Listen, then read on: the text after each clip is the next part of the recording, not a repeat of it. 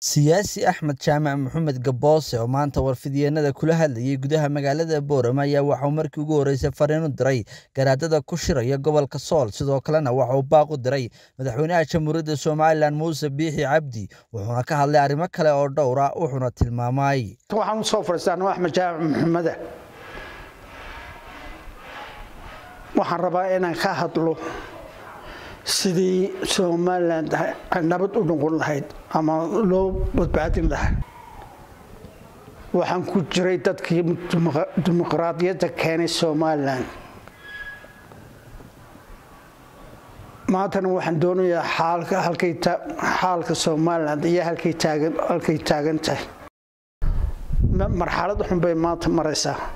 marka waxaan doonayaa inaan ka hadlo badbaadadii Soomaaliland meel kala go'aysa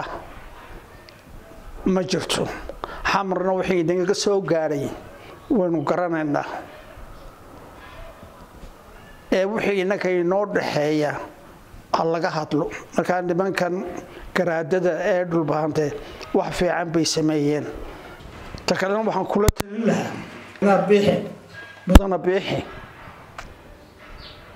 ha ka fogaado in gacantiisa ay ku burburto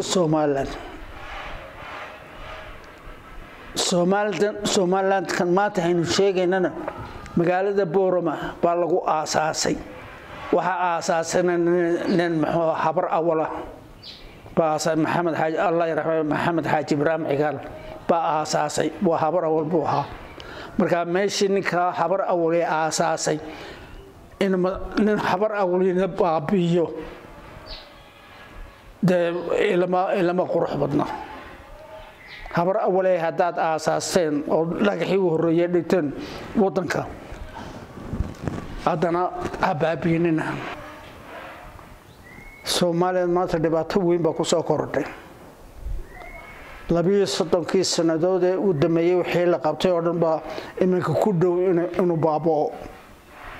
اعترافkii la raadinayay in dawladda ahaan leeno aqoonsado wixii oo dhan baabaay ay ku dhowdahay sababtuna waxa weeyaan dadkii lahaa Soomaaliland ee u dhashay bay qolada raashiga saar iyagu 95% maamulkii qaateen laakiin waan ka go'aynaa meeshii kuma jirto abaskeen baday oo waxa la yiraahdo abka dhow nimankan xamarna waxay naga soo gaaray wayna ogeyn Soomaaliland ma kala go'ayso ayaan darada dhacday waxa weeyaan imika inkaarta inagu dhacday waxa weeyaan 7,000 ee reer Baydhabo ee habeen madow laga saaray meesha taasna inkaarteedii wali wayna dul saaran tahay dad maganayno soo maganayno ahaa oo inala joogay oo caruurta ku dhaleen caruurtina caruur kala sii dhashay oo abu ku noqday Soomaaliland inta muddo badan joogay inay iyaguna muxuu ahaa la tarxiilo waxa insaanada ka maqnayd oo dad Soomaali ahayd marka inkaarta in haysato wata ugaaskii Galbuurse Samaroon loo diidayna taasna waa inkaar kale ba ahayd marka Sheekh Cabdullaahi oo ka hadlay arintan la saanoon waxaan jeclaanayaa isagoo markii ugaaska loo diidayna muxuu ka hadlay nimanka daarood dhulbaante iyo warsagali waxaan u sheegayaa in bariyo hore aan isku ahaan jirnay USB imikana USBD Allah furistay markan raashiga kala hadasho masayrka Soomaaliland iyo qaybtoodii heli lahaayeen USBD horaan soo celino ee ahayd daarood iyo Galbuursiga on kala hadalno masayrkeena iyo sidoo la qaybsan lahayn maamulka dawladda wasiirkii Galbuursi